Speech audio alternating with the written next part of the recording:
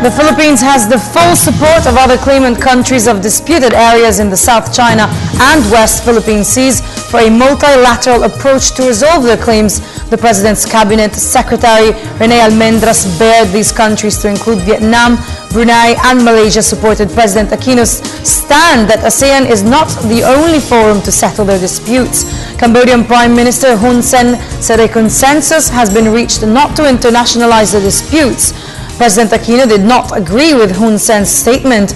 The president pushed for a multilateral solution to include other countries like the United States, which has a strategic stake in the areas being contested. In his meeting with ASEAN leaders, U.S. President Barack Obama said there is no need to raise tensions among claimant countries. Elena Luna reports.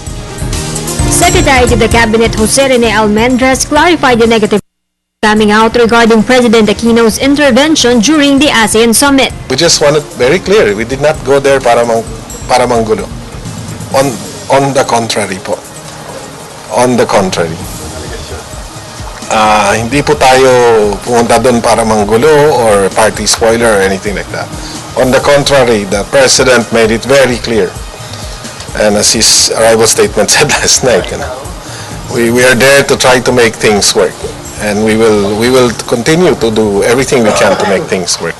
President Aquino spoke up during the ASEAN leaders' retreat with dialogue partners, including the United States. He intervened after Cambodian Prime Minister Hun Sen announced a consensus among ASEAN leaders not to internationalize the territorial dispute on the West Philippine Sea. President Aquino clarified no consensus was made. Almendras, who was with the president at that time, said it was done in a diplomatic way. All throughout the session, the President was very careful about not to come out, be seen as somebody who wanted to spoil anyone's party. We saw the President's statesmanship in full glory. For his intervention, Aquino earned the support of 5 leaders present during that session. I'm not at liberty to identify because this was done in a retreat. So I think the more accurate statement, not to paraphrase the President, was there were 5 other countries other than members of the ASEAN that actually came out and said, yes, we agree to what the President was calling for, which is a rules-based, UNCLOS-based, and the process in which it was to be achieved. China gave no response on the matter. Deal with them the way we've always been.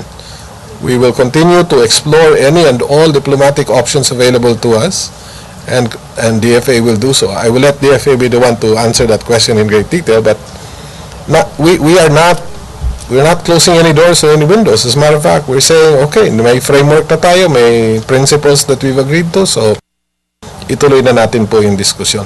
Yun na naman ang hiningi ng Pangulo, di ba?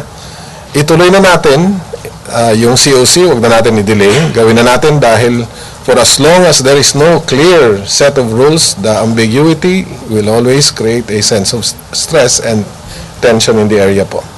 For the People's Television, Elena Luna.